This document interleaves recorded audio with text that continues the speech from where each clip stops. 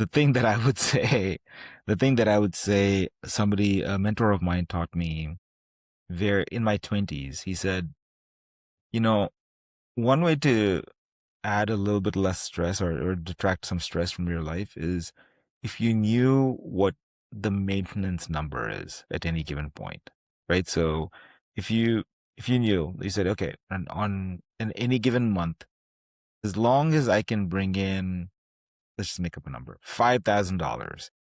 I may not be, okay, we won't be eating steak, right? We're not going to be eating steak.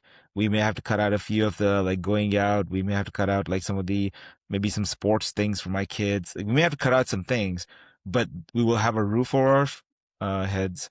We will be able to eat 3 square meals a day. We'll still be driving the cars that we're driving. So basically, you just have to like lock that in and say, okay, in order to maintain like this lifestyle with no savings and no frills, and okay, we're not taking any vacations, you take out all the extras.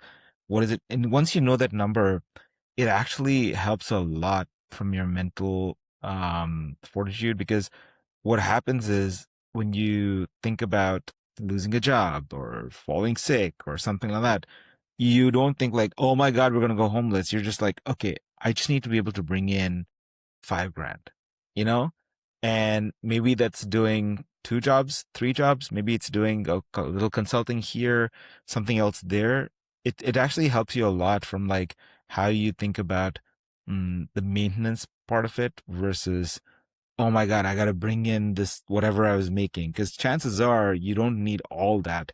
Okay, and then and guess what? Like for maybe for 5 or 6 months, you just do maintenance, and then guess you will figure out a way to make more from there, right? So, have you ever thought about it that way? Yeah, when I get my brain back in order and I can think logically about it, I think, what is the next logical step? What is the next step I have to take to, like, it reminds me of that saying, how do you eat an elephant? One bite at a time.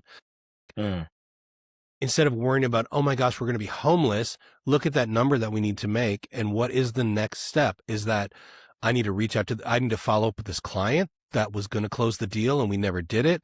Does that mean I need to reach out to somebody who wanted to set up a call? Do I need to do more networking? Like, what is the next logical step? So then let's say your number's $10,000 for that month. Okay. I got 2,500 here. Now I go to the next one. Now I go to 3,000, step by step, and trying to be systematic about it and compartmentalize all of it. So yeah, I do think about that once I'm like, okay, calm down. We're gonna be okay. How can I fix this? And it's always, what's the next move I can make that will make an impact? I'm not gonna solve the whole problem in one day.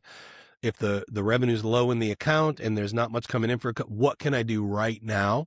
And actually, I learned that from a mentor of mine, where he told a story when he had started his business and things got low in his account and he just kicked himself in the ass. And he's like, I am going to reach out to this many business owners and reach out. And he ended up doing like 40 grand worth of revenue in 2 months. Whereas he was like, he needed like 5 grand to survive. But it was just that, like, I'm going to take these steps. And he ended up doing like 40 grand. And that was a great lesson for me. It's like, just take the next step, do the next logical thing, try to get the emotion out of it. Don't worry about the big picture, step by step by step by step.